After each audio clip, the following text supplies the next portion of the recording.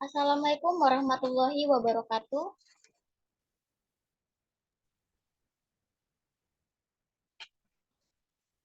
Selamat pagi dan salam sejahtera bagi kita semua. Yang terhormat Ibu Nila Trisna Yulianti, SSI TM Kep, Ibu Heni Elmiani, Sari SSTM PH, Ibu Kanilan Lestari Ningsi, SAM, SSTM Kep, Ibu Putri Syahris, AS, AMD Kep. Puji syukur kita panjatkan kepada Allah Subhanahu wa Ta'ala karena telah memberikan kita semua kesehatan sehingga bisa menjalankan aktivitas seperti biasanya. Semoga kesehatan senantiasa dilimpahkan ke kita semua. Amin ya Rabbal Alamin. Sebelum memulai acara inti, izinkan saya memperkenalkan nama. Perkenalkan, nama saya Andi Tiara, mahasiswa tingkat 1 yang akan menjadi moderator pada pagi hari ini. Materi yang akan dibawakan narasumber kita adalah workshop kewirausahaan, inovasi, dan kompetensi dalam usaha. Tidak lupa kami mengucapkan selamat datang dan berterima kasih kepada seluruh hadirin yang telah rela meluangkan waktunya untuk hadir di Zoom pada pagi ini. Segera saja saya bacakan susunan acara pada pagi hari ini, yaitu pembukaan, kedua sambutan dari direktur dan wakil direktur kita, ketiga memperkenalkan narasumber, keempat penyampaian materi dari narasumber, kelima sesi tanya jawab, terakhir penutup. Itulah rangkaian acara yang akan kita laksanakan. Lanjut saja, kita mulai acara yang pertama, yaitu pembukaan.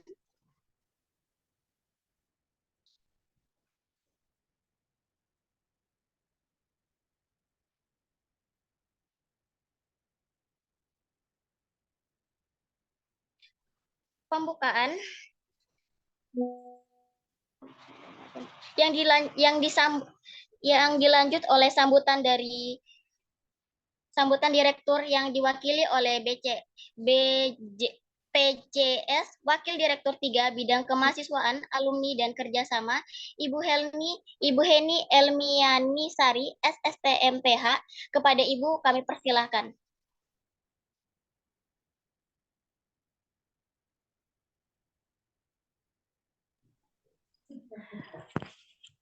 Baik, terima kasih Mbak Andi Tiara ya. Mohon izin, apakah suara saya terdengar jelas? Terdengar jelas, Ibu. Oke, baik. Assalamualaikum warahmatullahi wabarakatuh. Waalaikumsalam warahmatullahi wabarakatuh. Mohon izin, saya di sini mewakili direktur ya untuk memberikan sambutan. Salam pagi dan salam sejahtera untuk kita semuanya. Yang saya hormati pembicara pada pagi hari ini, Mbak Putri Sairis, AMD Kep CPHCT, selaku owner Mom Kid and Baby Care, Citra Kasih Bunda, dan konselor MPASI untuk wilayah Balikpapan, Tenggarong, dan Samarinda. Selamat datang kembali Mbak Putri di Politeknik Borneo Medistra.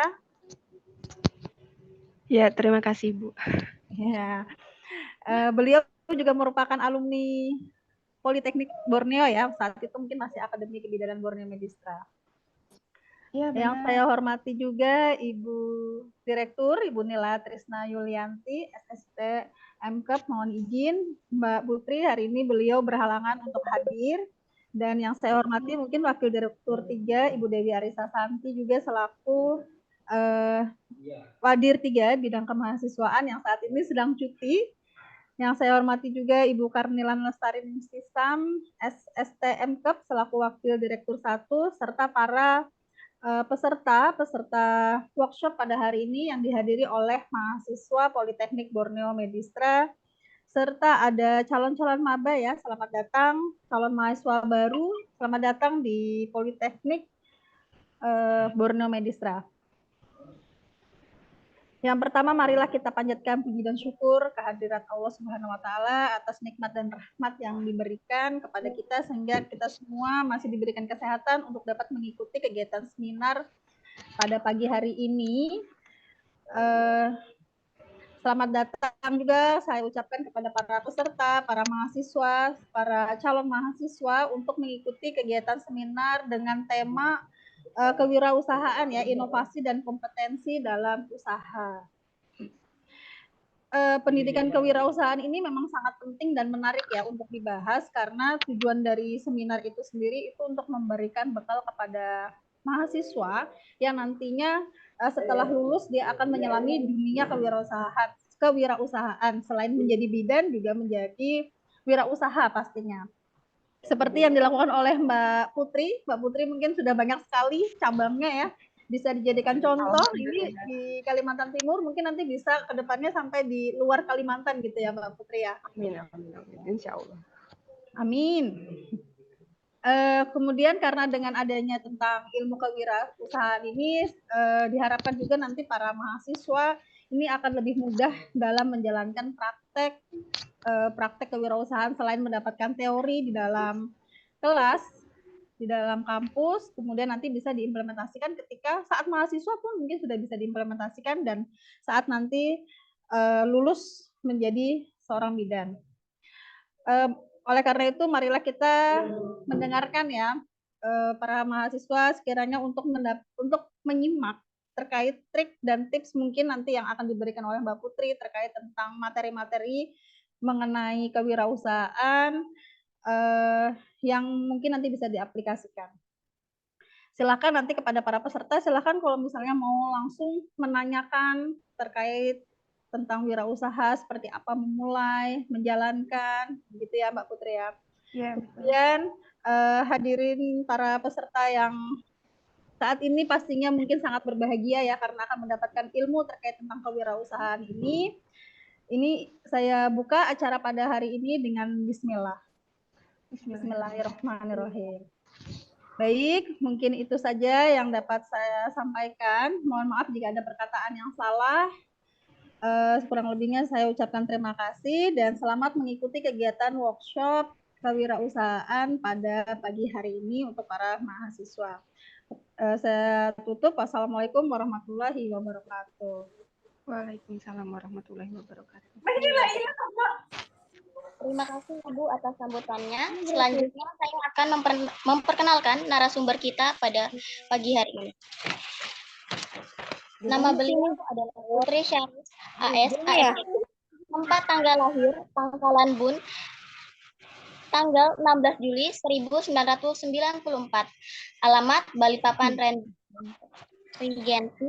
Status menikah dan mempunyai 2 anak. Pendidikan terakhir di Akademi Borneo Medistra pada tahun 2012 hingga 2015. Pendidikan normal LKM, latihan kepemimpinan dasar mahasiswa pada tahun 2013. Jadi di belakang dia paling besar. Latihan keterampilan manajemen mahasiswa pada tahun 2014. Pelatihan Baby and Mom Spa Terapi 2017. Pelatihan Meditator Prenatal Genital Yoga 2018. Pelatihan Baby and Mom Spa Basic and Advance 2021.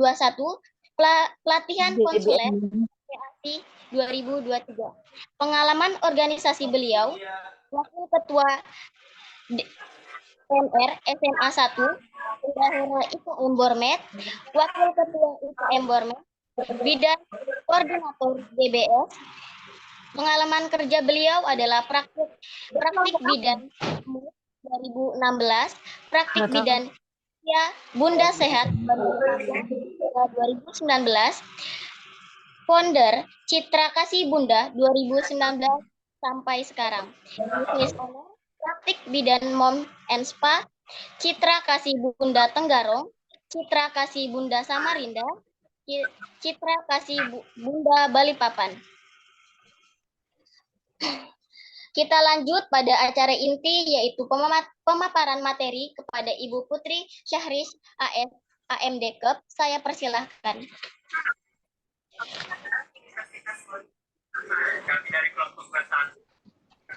Ya, terima kasih Adik Andi. Apa suara saya terdengar jelas? Terdengar jelas, Ibu? Ya, terima kasih. Assalamualaikum warahmatullahi wabarakatuh. Selamat pagi untuk teman-teman, adik-adik, dan para ibu dosen Poltek Borneo Medistra sekarang ya. Jadi seperti yang sudah diperkenalkan sebelumnya, saya juga merupakan salah satu alumni di kala itu masih Akbid ya, Akbid Borneo Medistra lulusan tahun 2015. Nah, pada kesempatan kali ini saya diberikan kepercayaan untuk menyampaikan sebuah materi tentang inovasi dan kompetensi dalam usaha. Mungkin sebenarnya masih banyak jauh teman-teman atau senior-senior yang lebih maju atau lebih berhasil dalam usahanya ya. Jadi di sini kita seperti berbincang-bincang saja dan akan sedikit saya sharing tentang apa sih bagaimana inovasi dan dalam usaha itu pasti ada kompetisi yang sesuai dengan tema kita hari ini.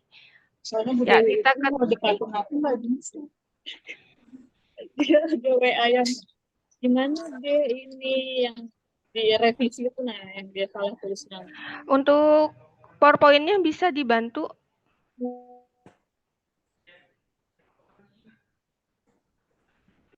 Sebentar ya.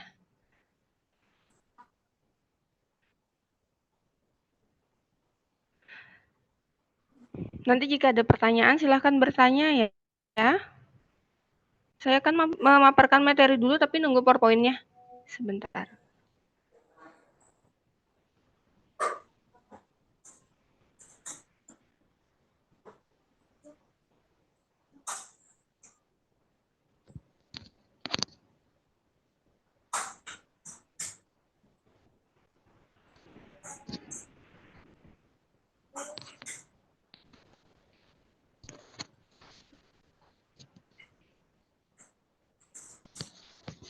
Ya, sudah muncul ya?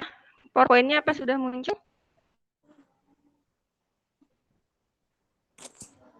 Sudah, Ibu. Ya. Bismillahirrahmanirrahim, kita mulai. Inovasi dan kompetisi dalam usaha. Jadi benar seperti yang diucapkan Ibu Heni sebelumnya, mungkin saat kita lulus dari kampus ada dua kemungkinan. Yang pertama kita adalah menjadi karyawan, yang kedua adalah menjadi seorang business owner atau punya usaha sendiri gitu. Nah, pilihan itu kembali kepada individu masing-masing. Tapi pilihan yang manapun itu sebenarnya sama baiknya, karena memang dalam bidang kesehatan ini kita itu lebih pada ke pengabdian, entah kita saat buka usaha ataupun kita menjadi tenaga kesehatan, karyawan di sebuah perusahaan, tujuan utama kita adalah mengabdi, memberikan ilmu yang kita miliki untuk bisa dapat bermanfaat bagi masyarakat. Oke, next.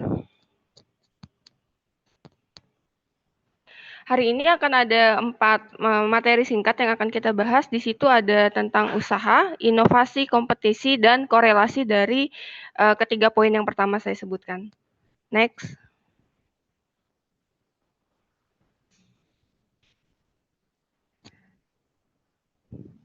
Bisa dibantu PowerPoint-nya, operator, ke slide berikutnya. Ya.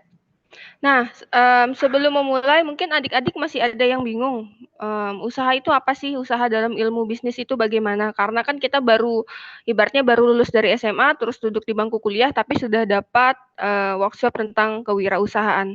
Nah, nanti di sini akan kita kenali dulu apa sih usaha itu. Oke, next.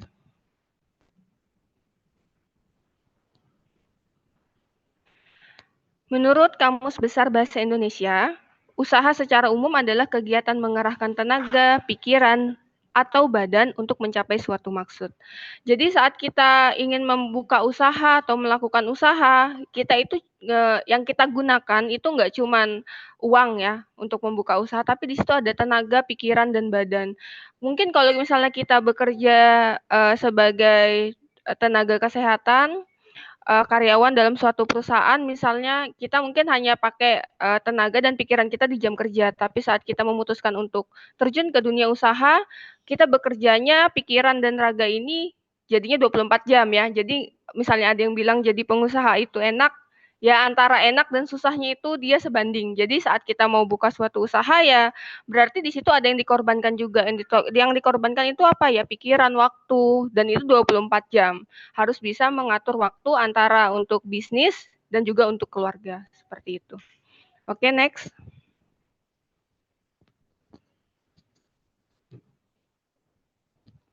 Nah, tadi kan secara umum, sekarang usaha dalam pandangan bisnis. Usaha dalam pandangan bisnis itu apa sih?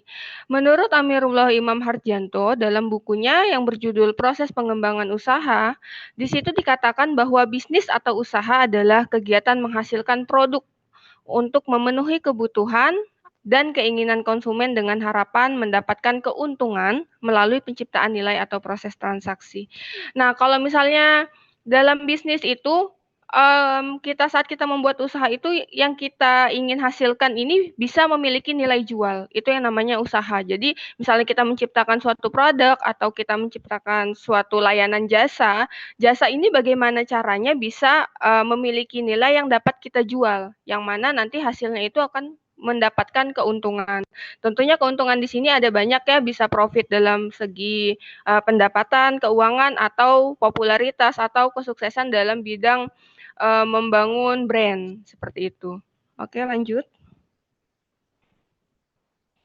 Terus yang kedua, inovasi. Tadi kita sudah tahu usaha itu apa. Sekarang kita akan cari tahu dulu inovasi itu apa. Boleh dilanjutkan, next.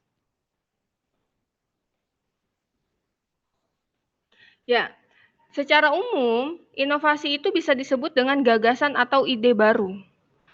Ya, jadi inovasi ini enggak cuma saat usaha itu sudah ada terus kita berinovasi, tapi inovasi ini juga dimulai saat kita baru membuka usaha baru. Jadi misalnya nanti adik-adik atau teman-teman setelah lulus kuliah nanti bingung nih, belum dapat pekerjaan, terus kira-kira mau buka usaha apa yang bisa saya lakukan sesuai dengan keahlian saya gitu. Nah, itu nanti akan memunculkan gagasan atau ide-ide baru. Misalnya kita mahir dalam public speaking misalnya, nanti bisa ada ide, oh kenapa aku tidak menjadi misalnya ya narasumber atau presenter dan lain sebagainya. Jadi sebenarnya inovasi itu bisa muncul kapan aja sesuai dengan kapasitas kita. Seandainya nanti adik-adik lulus, mungkin lulusannya AMDKEP gitu ya, tapi ternyata saat terjun ke lapangan agak susah mencari pekerjaan. Terus sementara mengisi waktu luang selain sambil mencari pekerjaan bisa misalnya buka usaha, dia suka bikin kue misalnya, terus dia buka toko kue online. Itu namanya sama ya, memberikan gagasan atau ide baru untuk membuka usaha baru. Tapi kalau inovasi, seandainya kita sudah punya usaha, terus usaha ini mau kita kembangkan lagi, kita butuh inovasi juga, tapi bagaimana caranya agar produk yang sudah ada ini menjadi memiliki nilai lebih sehingga dapat unggul dengan para pesaingnya. Next.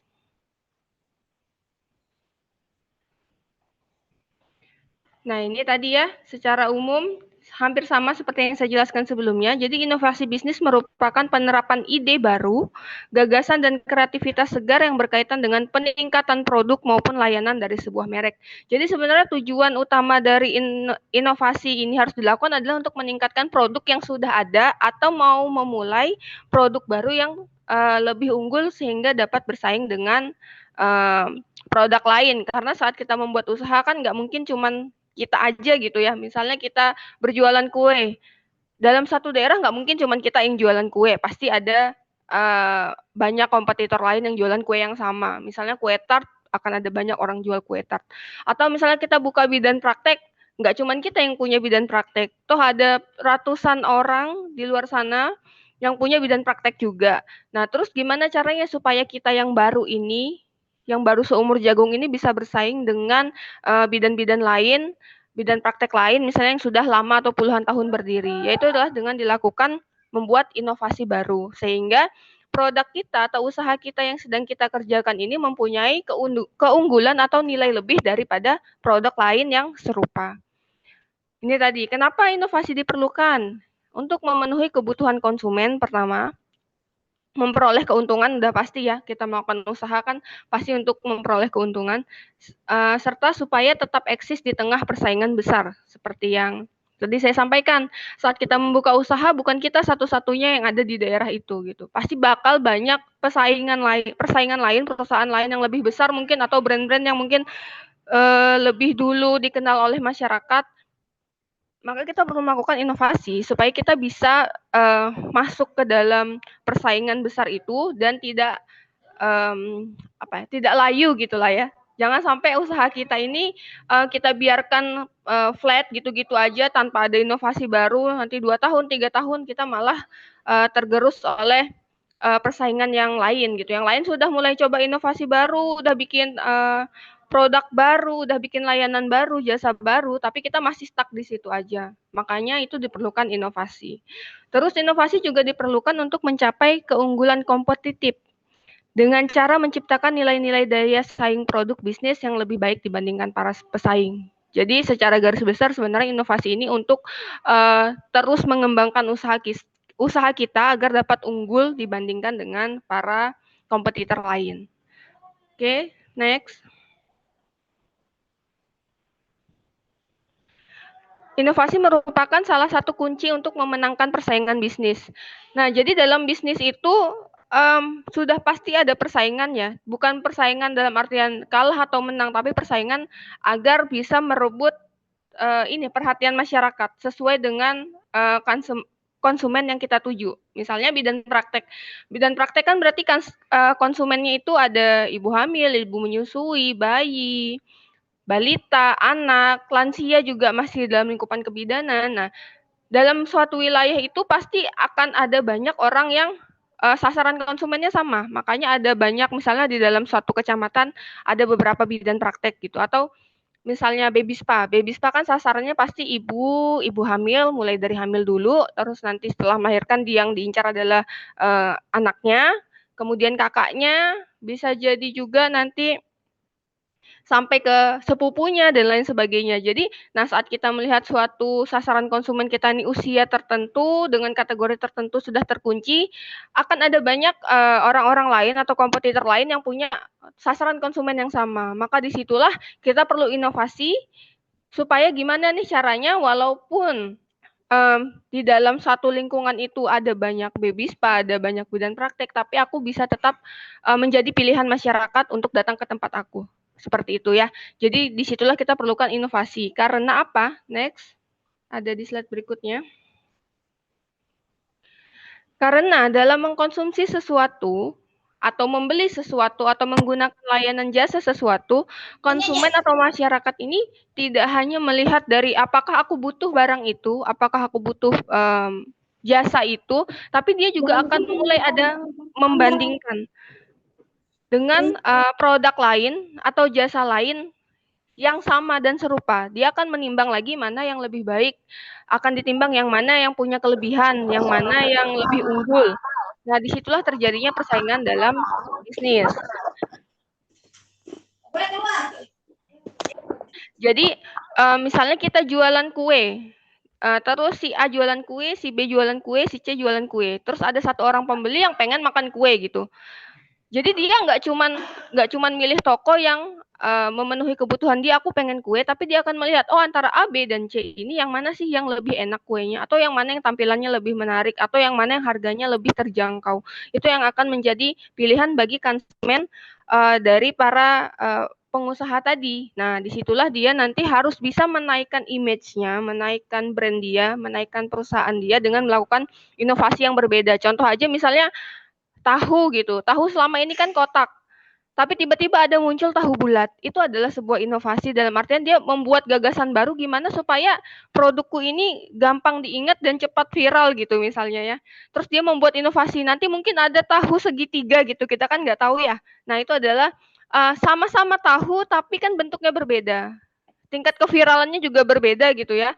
Orang-orang sudah mulai mengenal tahu bulat. Jadi nanti saat ada orang jualan tahu gitu antara kotak dan bulat, mungkin anak-anak milenial yang sudah kenal dengan keviralan gitu, dia akan memilih membeli tahu bulat. Nah, disitulah dari bentuk inovasi yang dimaksud dalam bisnis. Jadi tahunya ini sudah ada sama dari dulu, tahunya juga ada dengan tetangga sebelah gitu. Cuman dia bikin inovasi dengan ide baru dengan bentuk yang berbeda sehingga jadilah nilai jual yang lebih tinggi gitu dan lebih unggul dan lebih menarik di mata konsumen yang tadi sama-sama mau beli tahu gitu contohnya ya. Terus misalnya bidang praktek, sama nih orang mau melahirkan nih, ada rumah sakit A, B, C, bidang praktek A, B, C. Dia sama-sama butuhnya apa? Dia butuh ditolong persalinannya. Tapi klien itu atau ibu itu akan menilai lagi yang mana yang lebih baik. Toh kelima-limanya bisa menolong persalinan. Tapi dia akan menilai lagi unggul di mana. Misalnya rumah sakit A ada dokter A yang merupakan dokter andalannya dia gitu. Atau B ternyata lebih dekat dari rumah. Atau C ternyata bisa tercover BPJS dan lain sebagainya. Jadi konsumen itu nggak cuman saat dia mau membeli sesuatu atau menggunakan suatu jasa, dia nggak cuman menilai aku butuh itu, tapi dia akan menilai lagi yang mana yang lebih baik di antara satu dan yang lain. Makanya itu tadi kita kembali lagi, setiap usaha kita butuh inovasi agar kita tidak stuck di situ atau tergerus atau kalah dengan para kompetitor. Oke, next.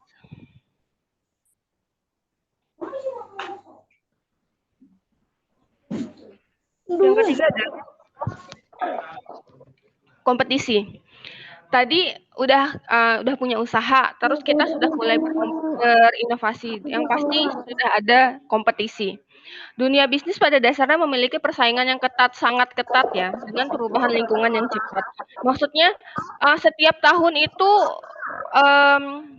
masyarakat itu mengalami perubahan yang dinamis dan cepat. Jadi misalnya tahun ini misalnya persalinan SC itu misalnya persalinan dengan sesar itu lagi ngetren gitu kan. Kita nggak tahu apakah tahun depan bakal tetap ngetren gitu. Apakah ternyata tahun depannya persalinan pervaginam jadi ngetren gitu. Atau misalnya tahun ini lagi trennya KB IUD misalnya. Kita nggak tahu apakah tahun depan nanti KB IUD bakal tetap jadi tren pilihan terbanyak dari para ibu. Atau misalnya baby spa aja, ambil contoh. Misalnya ini tahun-tahun ini baby spa lagi viral gitu kan, lagi banyak orang yang butuh spa untuk trending gitu ya, untuk gaya-gayaan. Tapi kita nggak tahu saat masyarakat mulai bosan, apakah baby spa ini bakal tetap laku di pasaran. Jadi seperti itu. Nah, karena perubahannya itu cepat dan itu nggak bisa terprediksi, kita harus melakukan inovasi. Misalnya sekarang ini baby spa nggak tapi terkenal lagi gitu kan, orang mulai nggak butuh lagi, cuman gaya-gayaan aja tapi udah berlalu gitu. Kita harus bikin inovasi baru supaya orang tetap mau datang ke tempat spa kita. Misalnya dengan diadakan buka jasa baru sesuai kebutuhan bayi. Misalnya kayak tadi kan bayi kan pasti makan dia pasti empasi. Ibu berarti butuh informasi baru tentang empasi bayi. Nah, itu bisa jadi inovasi baru kita mendalami peran di bidang konselor saja, konselor menyusui atau konselor empasi. Karena dulu itu orang kalau misalnya mau konsultasi dia harus datang ke fasilitas kesehatan, tapi sekarang di dunia digital ini sudah bisa konsultasi online. Jadi kalau kita pun berdagangnya via online sebagai konselor itu masih laku lah di pasaran gitu, ketimbang yang harus datang ke tempat. Nah, kebutuhan pasar atau konsumen yang tinggi pada suatu daerah dapat memicu pertumbuhan usaha yang sama sehingga menimbulkan persaingan. Oke. Jadi gini, semakin di suatu daerah gitu, misalnya kalian tilik aja ke kampung halaman kalian atau kecamatan kalian atau RT kalian, misalnya di situ masyarakatnya lagi butuh apa. Misalnya sekolah ya, kita ambil contoh sekolah. Oh, kita di situ ada melihat peluang ada sekolah anak-anak, berarti biasanya butuh jajan. Terus kita buka warung misalnya di sebelah sekolah gitu kan. Nah, buka warung itu kan gampang ya, karena kita cuman keluar uang, butuh toko udah buka. Semakin mudah usaha itu dibuka, maka peluang untuk munculnya kompetitor itu semakin besar. Karena apa? Karena mudah ditiru, mudah dilakukan. Orang lain yang punya uang dan punya toko juga bisa melakukan hal yang sama. Jadi semakin mudah usaha itu dilakukan, maka semakin gampang ditiru, maka semakin banyak juga kompetitornya. Tapi kalau tingkat kesulitan suatu usaha itu susah dilakukan, maka semakin sedikit juga kompetitornya. Contoh kita misalnya buka rumah sakit. Rumah sakit kan selain butuh uang, kita butuh relasi ya, terus butuh banyak dokter baru gitu, butuh seseorang yang kompeten pernah mengurus manajemen rumah sakit misalnya. Walaupun orang lain itu punya uang, tapi kalau dia tidak punya relasi, tidak punya pengetahuan tentang itu, dia akan kesulitan untuk membuka usaha yang sama, membuka rumah sakit yang sama. Makanya rumah sakit di setiap kota bisa dihitung jari gitu ya, karena usahanya susah untuk ditiru, walaupun orang ini punya uang gitu. Tapi misalnya orang ini punya uang, tapi usaha itu gampang, tidak memerlukan misalnya keahlian khusus, ya dia akan gampang untuk meniru itu, misalnya buka warung makan, walaupun dia nggak bisa masak, dia bisa nggaji orang buat masak gitu ya. Itu termasuk yang mudah untuk dilakukan. Sama seperti misalnya peluang kedepannya bidan praktek. Mungkin dia punya uang, tapi anak ini nggak punya keberanian buat megang pasien. Ya percuma juga gitu ya, makanya bidan praktek seandainya semudah itu buka, mungkin akan ada banyak ribuan atau puluhan ribu di setiap kota gitu ya. Tapi kan nyatanya enggak, karena membuka bidan praktek nggak semudah itu, butuh keberanian, butuh ilmu, butuh gelar, yang nggak cuma di atas kertas putih aja gitu ya, tapi dia juga butuh pengalaman dan lain sebagainya. Jadi semakin usaha yang kita pilih ini semakin gampang dimulainya, biasanya semakin banyak kompetitornya. Tapi saat kita memulai suatu usaha ini agak susah di awal, tapi nanti kompetitornya juga nggak akan terlalu banyak. Disitulah yang kita bisa memprediksi kompetisi kita di saat membuka usaha seperti itu. Oke, next.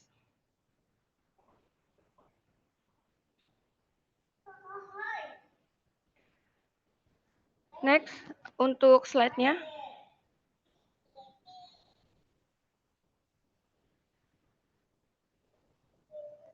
Operator bisa dibantu? Oke, korelasi next.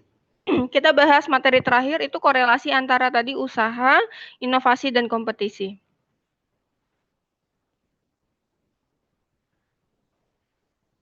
Oke, ini tadi sebenarnya secara singkat, tapi tadi sudah saya jabarkan ya. Itu yang pertama, poinnya adalah semakin mudah usaha itu dibangun, maka semakin mudah untuk ditiru. Jadi semakin besar pula peluang untuk usaha-usaha pesaing muncul. Nah, tapi jangan khawatir, setiap usaha itu pasti punya pesaing. Dan pasti terjadi kompetisi dimanapun, di sudut benua manapun gitu ya, pasti nggak ada usaha itu yang cuma satu-satunya ada gitu, pasti ada pesaing. Tapi jangan khawatir, karena kompetisi ini justru memicu kita atau mengarahkan perusahaan kita atau usaha kita itu untuk terus memperbaiki bisnisnya menjadi lebih unggul dari pesaingnya. Sehingga bukan hanya harapannya bertahan dari pasar, tapi untuk terus selalu berkembang. Justru kalau kita punya usaha tapi kita tidak punya kompetitor, kita akan stagnan di situ-situ aja. Jiwa kreativitas inovasi itu dijamin tidak akan terasah. Tapi dengan makin banyaknya kompetitor, makin tingginya kompetisi antar usaha, maka peluang kita untuk mencapai sebuah perubahan, sebuah ide baru, sebuah produk baru itu akan semakin besar. Karena kita akan terus berpikir, gimana caranya ya produkku ini lebih baik dari yang di sana gitu. Atau aku harus melakukan apa supaya produkku ini lebih unggul dari yang di sana. Nah, dengan begitu, maka kreativitas seseorang dalam hal berbagai hal ya, dalam memunculkan ide-ide baru itu kan lebih terasah. Oke, next. Nah, kalau kita dengar buka usaha sudah harus memikirkan kompetisi, berat gitu ya. Jadi nggak usah khawatir, mulai aja dulu. Karena saat setiap perusahaan itu jika tidak memulai, kita tidak akan tahu apakah akan berhasil atau enggak, atau kompetitor kita memang lebih baik dari kita apa tidak. Jadi lakukan aja dulu. Berlanjut dengan yang tadi, saat sudah ada kompetisi, dia ingin unggul, dia mencari inovasi baru, maka akan muncul produk atau layanan baru yang lebih berkualitas. Kira-kira dengan adanya produk atau layanan baru yang lebih berkualitas ini, siapa yang lebih diuntungkan? Pastinya masyarakat ya, karena masyarakat antara kebutuhan dan kepuasannya terpenuhi. Misalnya sekarang dia lagi butuh HP, ponsel gitu kan, zaman dulu masih ponsel telolet gitu ya. Tapi dengan adanya inovasi-inovasi dari perusahaan-perusahaan baru, mereka bersaing, akan setiap tahun selalu ada ponsel-ponsel yang lebih canggih dan lebih canggih lagi. Sehingga ibaratnya kebutuhan umat manusia ini secara umum ya akan terus berkembang dengan kualitas yang lebih baik dari tahun ke tahun. Sama dengan usaha. Walaupun banyak kompetitor, tapi masyarakat akan diuntungkan gitu kan. Oh, mungkin di sana ada toko kue, di sini toko kue. Ternyata karena mereka berkompetisi, mereka semakin membuat resep yang lebih enak, dan masyarakat tentunya akan menjadi lebih puas selain kebutuhannya terpenuhi, tapi dia juga puas dengan produk yang mereka dapatkan gitu. Dan dari segi perusahaan gimana? Dari segi usaha kita juga sisi positifnya bisa terus berkembang karena kita mendapatkan ide-ide baru, mendapatkan sebuah inovasi baru, terobosan baru yang tentunya selain menguntungkan perusahaan juga menguntungkan masyarakat. Ingat tadi saat kita memulai usaha itu sebenarnya tujuannya mungkin memang keuntungan secara finansial, tapi jangan lupakan bahwa tujuan lain kita juga adalah agar dapat bermanfaat bagi banyak orang, bermanfaat bagi masyarakat. Jadi antara pengabdian, kalau dalam kesehatannya antara pengabdian dan keuntungan itu harus sejajar lah ya. Jangan sampai kita terlalu mengedepankan keuntungan aja, terlalu mengejar fulus lah ibaratnya, tapi kita lupa bahwa kita sebagai bidan atau sebagai tenaga kesehatan, tujuan kita yang utama di atas sumpah kita dalam profesi itu adalah untuk melayani masyarakat, seperti itu. Oke, next. Jadi kesimpulannya apa? Kesimpulannya adalah inovasi dalam usaha itu memang pasti selalu diperlukan agar kita bisa unggul dalam persaingan dan kompetisi. Lalu inovasi juga membuat produk bisnis selalu baru dan berkembang seiring zaman. Tadi ya, jadi setiap tahun pasti ada yang mau lebih baik, dan lebih baik. Nah, sehingga kompetisi dalam usaha tidak dapat dihindari, pasti ada. Tapi walaupun begitu, dengan adanya kompetisi dapat memberikan kesempatan untuk kita dapat berkembang dan membuat terobosan-terobosan baru yang insya Allah nanti dapat memuaskan masyarakat, memenuhi kebutuhan masyarakat, dan tentunya bermanfaat juga bagi masyarakat. Seperti itu. Oke, itu dia tadi materi kita tentang inovasi dan kompetisi dalam usaha. Materinya sudah saya jabarkan ya, semoga jelas. Untuk waktunya saya serahkan kembali kepada moderator. Terima kasih. Terima kasih Ibu atas penyampaian materi yang sangat bagus ini. Semoga kita semua bisa mencontoh Ibu. Mari kita lanjut dengan sesi tanya jawab. Kita buka tiga pertanyaan dulu. Apakah ada yang ingin bertanya?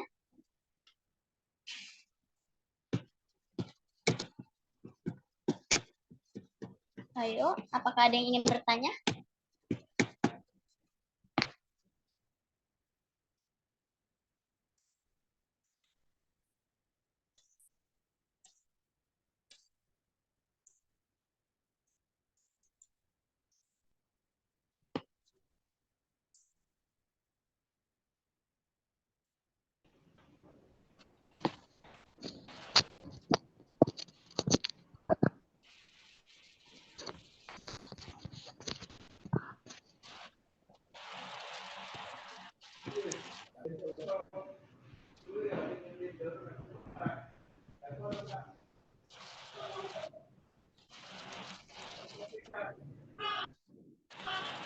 Soalnya nggak ada yang mau bertanya nih, udah paham semua. Kita lanjut ke penutup. Sebelum saya mengakhiri acara ini, marilah kita mengucapkan doa bersama dengan mengucapkan Alhamdulillah. Saya Andi Tiara mengucapkan terima kasih dan maaf apabila ada salah kata dan ada kalimat yang kurang berkenan. Jika ada salah kata, mohon maaf. Terima kasih, Ibu.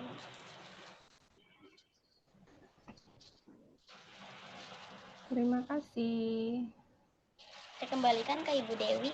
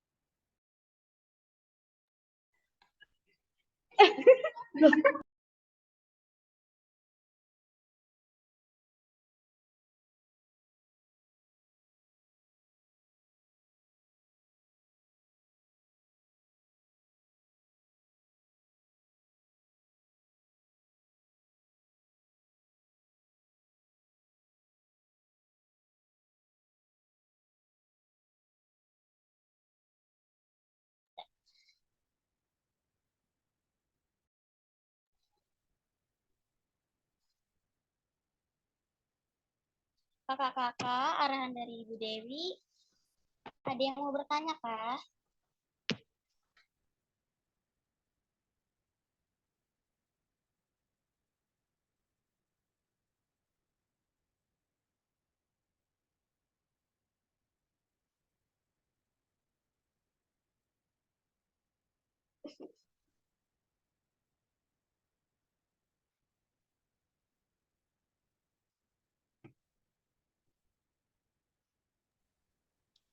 Saya izin bertanya, Kak Ara. Iya, Ibu. Ya, baik, Kak Putri. Terima kasih waktunya untuk mengisi acara hari ini. Mungkin ada beberapa pertanyaan. Yang pertama, apa yang memotivasi Kak Putri untuk memiliki usaha ini? Karena Kak Putri sebagai bidan begitu ya, Kak. Pastinya kan ketika lulus banyak yang lebih memilih untuk menjadi pegawai negeri, lebih memilih untuk menjadi pegawai rumah sakit dan sebagainya. Putri memilih untuk menjadi pengusaha. Kira-kira apa yang memotivasi Kak Putri memilih menjadi pengusaha? Terima kasih, Putri. Ya, terima kasih Bu Dewi pertanyaannya. Jadi sebenarnya sama sih, seperti lulusan-lulusan pada umumnya, pasti harapan kita saat lulusan kebidanan adalah menjadi pegawai gitulah ya, ibaratnya bekerja di bidang praktek, di rumah sakit atau di klinik. Jadi sebenarnya kemarin itu saya juga habis lulus itu bekerja di klinik gitu ya, di bidang praktek selama 3 tahun. Nah, cuman kebetulan saat itu kita kan sebagai wanita, sebagai bidan juga, itu kan pasti menikah lah ya. Kemudian kita punya anak. Nah, sebagai seorang bidan yang punya anak kala itu agak kesusahan nih mengatur antara harus bekerja dan mengurus anak gitu. Jadi saat itu diputuskan bahwa oh ini mau fokus mengurus anak aja. Mungkin kalau anak udah besar nanti bisalah kerja di bidang praktek lagi gitu.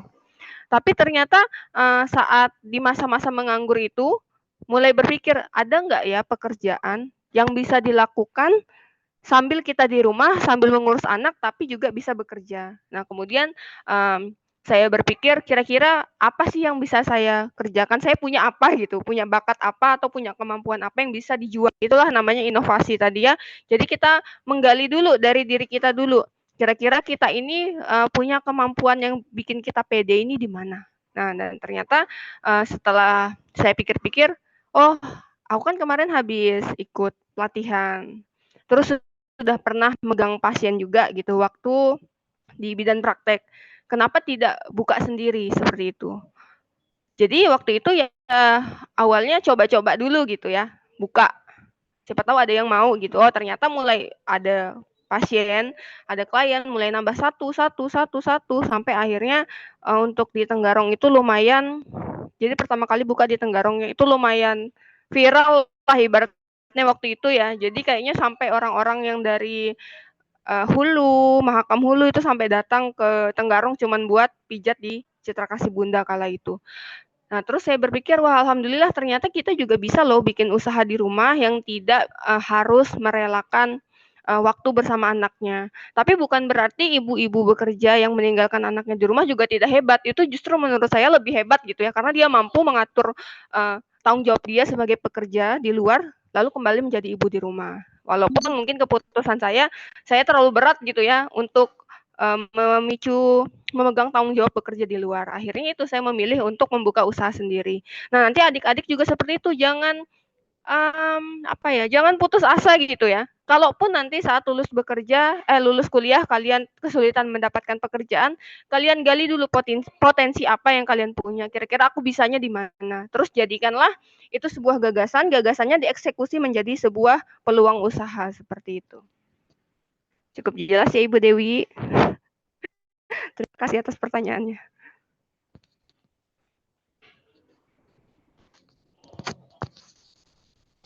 Ada yang mau Baik, bertanya lagi? Kak Putri, keren banget ya motivasinya. Mudah-mudahan bisa menular kepada seluruh mahasiswa dan alumni yang lain. Amin.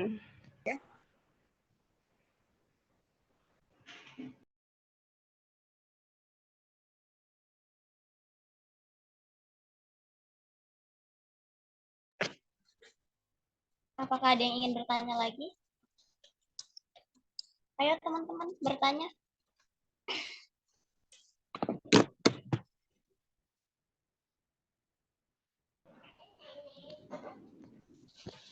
Silahkan bertanya adik-adik. Mungkin kalian sekarang punya keahlian tertentu gitu yang punya nilai jual bisa dijadikan usaha. Nggak usah nunggu lulus ya. Kalaupun sambil berkuliah kalian merasa mampu untuk menjalankan itu secara online misalnya, itu bisa loh dikerjakan aja. Jangan takut untuk memulai. Yakin aja dulu, usaha, nanti sisanya kita serahkan kepada Allah ya.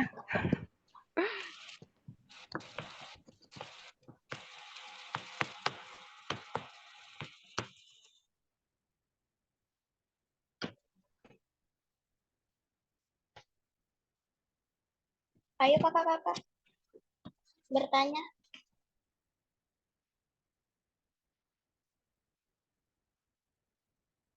Firda, Asma Suci, apakah ada yang ingin bertanya? Kamelda, Kak Afi,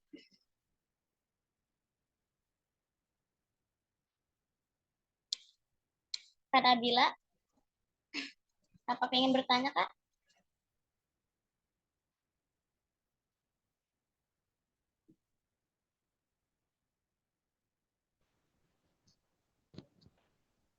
Mungkin kalau malu buat bicara, pertanyaannya boleh diketik di obrolan ya. Boleh diketik di chat aja. Biasanya dia malu untuk bicara. Boleh diketik aja di chat obrolan.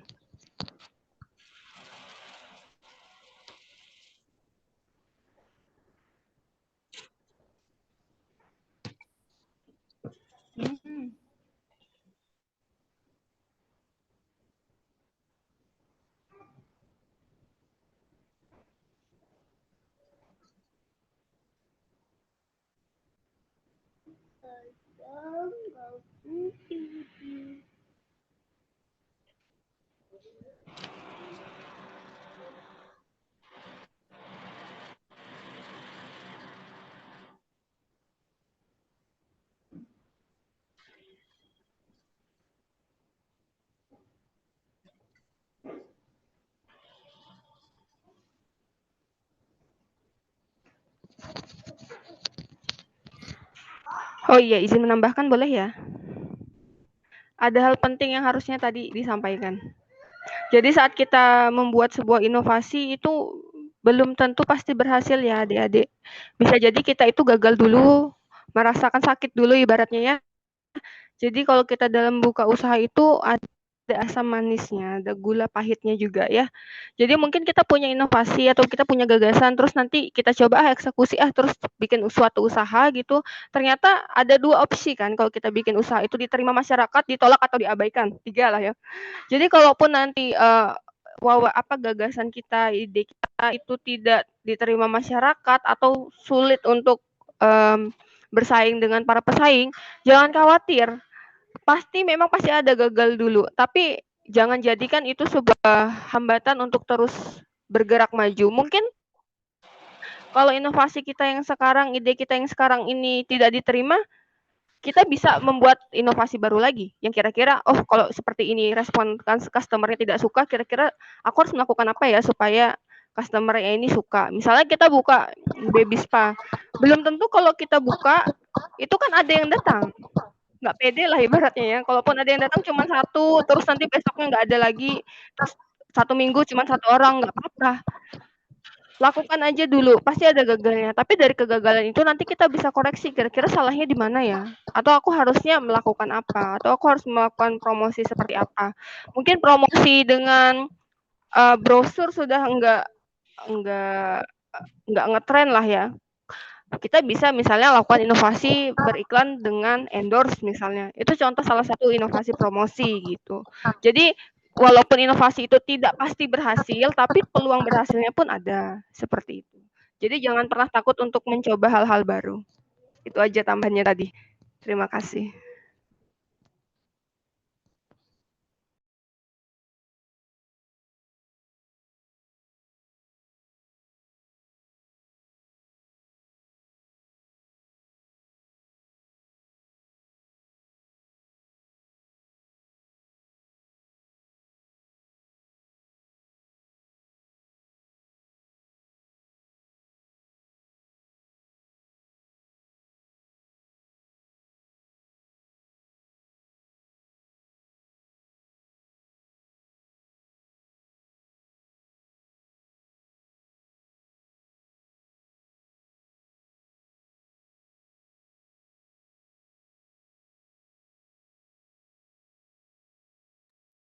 Kak Ara masih belum ada suaranya, itu sepertinya belum dinyalakan mikrofonnya.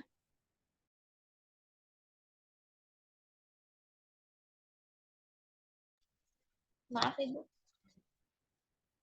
Saya ulang. Kesimpulannya, kewirausahaan adalah kemampuan untuk menciptakan sesuatu yang baru dan berbeda sehingga seorang wirausaha adalah orang yang pandai menangkap peluang dan mau mengerjakan peluang tersebut sebagai sesuatu kesempatan. Terima kasih kepada narasumber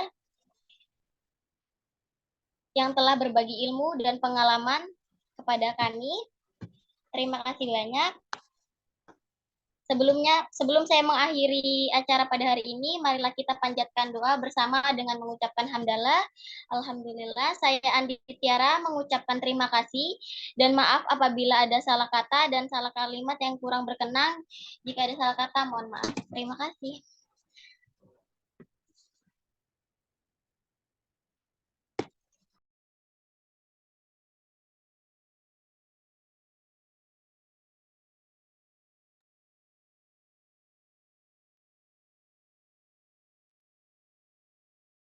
Kak Ara, mungkin untuk sertifikat narasumber boleh diberikan, di-share oleh Pak Ari nanti.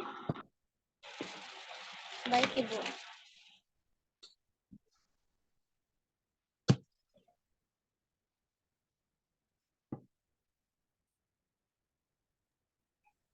Silakan di-share Pak Ari.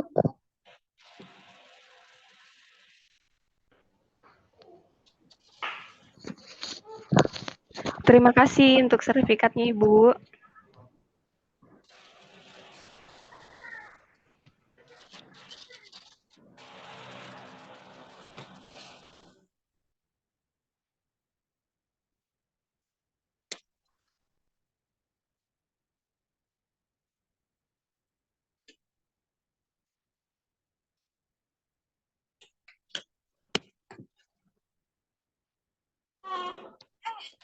Terima kasih Kak Putri, sudah boleh meninggalkan Zoom-nya.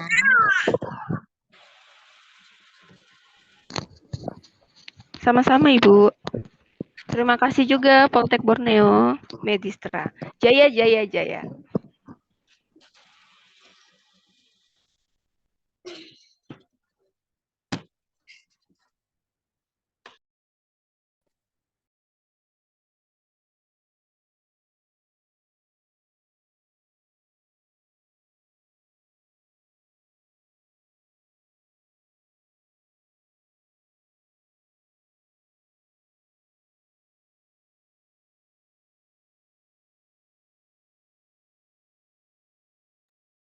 Kepada para peserta, acara sudah selesai, boleh meninggalkan Zoom. Terima kasih.